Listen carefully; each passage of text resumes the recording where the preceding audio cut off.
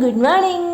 നമ്മുടെ ഇന്നത്തെ day start ചെയ്യുന്നത് ഇവിടെ നിന്നാണ്. കുറച്ച് സാധനങ്ങളുടെ ദൗർലഭ്യക്കുറവുണ്ടായിരുന്നു. അതൊന്ന് നികത്താനായിട്ട് ഞാൻ ഓടിപ്പോയിട്ട് ചെറിയ പർച്ചേസൊക്കെ നടത്തി വന്നിരിക്കുകയാണ്. ചെറിയ തോതിൽ ടയേർഡായിട്ടുണ്ട് കേട്ടോ. ഇനി സാധനങ്ങൾക്ക് അടുക്കി പെറുക്കി വെക്കാനുള്ള പുറപ്പാടിലാണ്. ഞാനൊന്ന് സ്റ്റെക്കായ എന്താണെന്നറിയോ, എന്തോ കുറച്ച് സാധനങ്ങൾ മിസ്സായപ്പോലെ ഞാൻ കവർ നന്നായിട്ട് പരതിയിട്ടോ. ആവശ്യത്തിൽ കൂടുതൽ സാധനങ്ങൾ വാങ്ങിയിട്ടുണ്ട്. ഓൾറെഡി എനിക്ക് സൂപ്പർ മാർക്കറ്റിൽ നിന്ന് അത്യാവശ്യം പച്ചക്കറിയൊക്കെ വാങ്ങി തരുന്നതാണ്.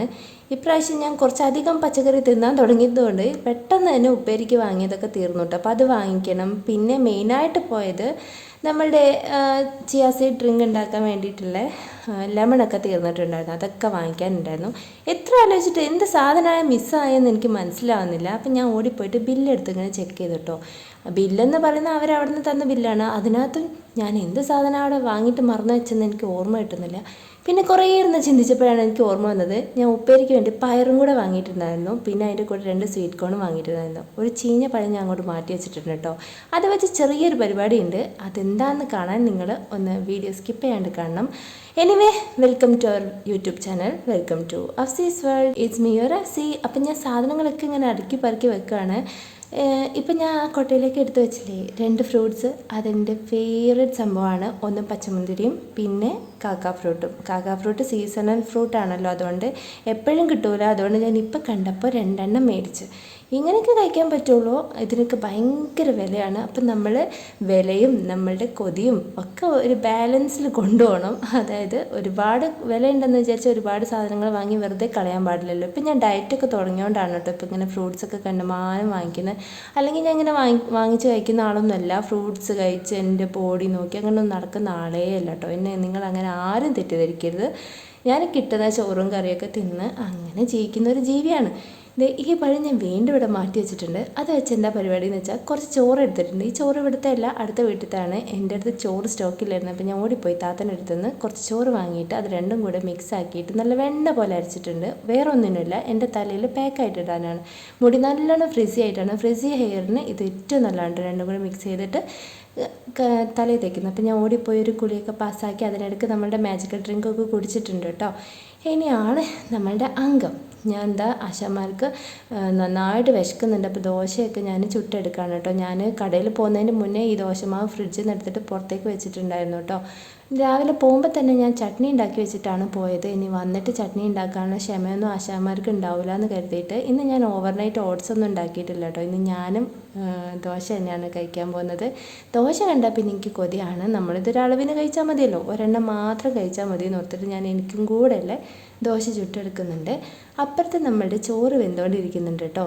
ഇന്ന് അരിയിടാൻ നേരമാണ് കേട്ടോ ഞാൻ ആ വലിയ സത്യം മനസ്സിലാക്കുന്നത്. ഹമാര ചോറിനുള്ള റേഷനരി കാലി ഹേ.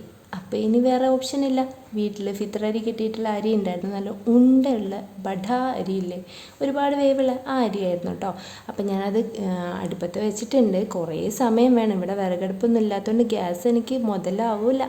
അതുകൊണ്ട് ഞാൻ ചെറിയൊരു പ്ലാൻ ഉണ്ട്. നമ്മളുടെ കയ്യിലൊരു പ്ലാൻ ബി ഇരിപ്പുണ്ട്. ആദ്യം പോയിട്ട് ബ്രേക്ക്ഫാസ്റ്റ് കഴിക്കട്ടെ എന്ന് വിചാരിച്ചു.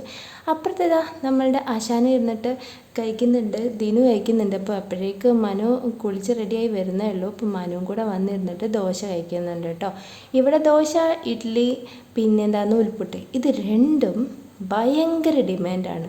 അപ്പോൾ പിന്നെ എല്ലാവർക്കും കഴിക്കാൻ ഭയങ്കര ഇൻട്രസ്റ്റ് ആയിരിക്കും. ഞാൻ എന്താ കഴിപ്പൊക്കെ കഴിഞ്ഞതാ നമ്മളുടെ കിച്ചണൊക്കെ പെട്ടെന്ന് ക്ലീൻ ചെയ്തെടുക്കുകയാണ് കേട്ടോ.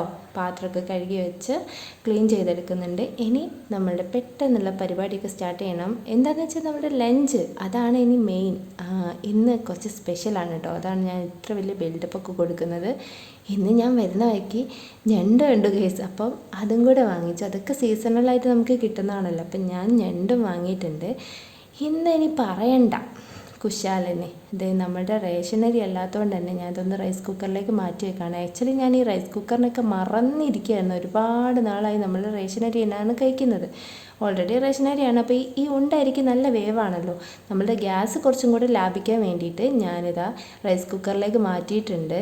അതവിടെ റെസ്റ്റ് ചെയ്യാൻ വെച്ചിട്ടുണ്ട്. ഇന്നിപ്പം ഞണ്ട് വാങ്ങിച്ചുകൊണ്ട് മനു കിച്ചണിൽ നിന്ന് പോകുന്നേ ഇല്ല. കുക്കിങ്ങിനൊക്കെ ഭയങ്കര ഹെൽപ്പിംഗ് ഒക്കെയാണ്. ഇതൊന്ന് പെട്ടെന്നായിട്ട് വേണം അവനൊന്ന് കഴിക്കാൻ എന്നുള്ളൊരു ലക്ഷ്യത്തിൽ നിൽക്കുകയാണ് കേട്ടോ. ഞാൻ തേങ്ങാപ്പാലൊക്കെ ഒഴിച്ചിട്ടാണ് ഞണ്ട് കറി വെച്ചിട്ടോ. ആദ്യം ഒന്നാം പാലൊക്കെ ഒഴിച്ച് സെറ്റായിട്ടുണ്ട്. പിന്നെ ലാസ്റ്റിൽ നമ്മൾ തേങ്ങാപ്പാൽ ഒഴിച്ചിട്ടുണ്ട്. ഇത് ഒഴിച്ച് കഴിഞ്ഞിട്ട് ഒരുപാട് തിളപ്പിക്കാൻ പറ്റില്ല. ഇത് ഒന്നാം പാലാണ് കേട്ടോ നമ്മൾ ഒഴിക്കുന്നത്. ഫസ്റ്റ് സെക്കൻഡ് പാൽ ഞാൻ പറഞ്ഞത് മാറിപ്പോയോ? ഇല്ലല്ലോ. അപ്പോൾ അതൊഴിച്ച് കൊടുത്തിട്ടുണ്ട്. ഇനി കുറച്ച് പച്ച വെളിച്ചെണ്ണയും കൂടെ ഒഴിച്ച് അവിടെ റെസ്റ്റ് എടുക്കാൻ വേണ്ടി വിടുക. എന്നിട്ട് വേണം നമുക്കിതിങ്ങനെ കറുമുറേന്ന് കഴിക്കാൻ. നല്ല റിസ്ക്കാണ് ഞണ്ട് കഴിക്കാൻ, എന്നാലും റിസ്ക് എടുത്താണെങ്കിലും കുറച്ച് ടേസ്റ്റി ആയിട്ട് എന്തെങ്കിലുമൊക്കെ കഴിക്കാമല്ലോ. ഇതേ മനു കിച്ചണിൽ നിന്ന് പോകുന്നില്ല കേട്ടോ. നമ്മളുടെ കിച്ചണിലെ പരിപാടിയൊക്കെ ഒതുക്കിയിട്ടുണ്ട്. നെക്സ്റ്റ് ടൈം നമ്മുടെ പുതിയ വിശേഷങ്ങളായിട്ട് കാണുന്നത് വരെ ബൈ.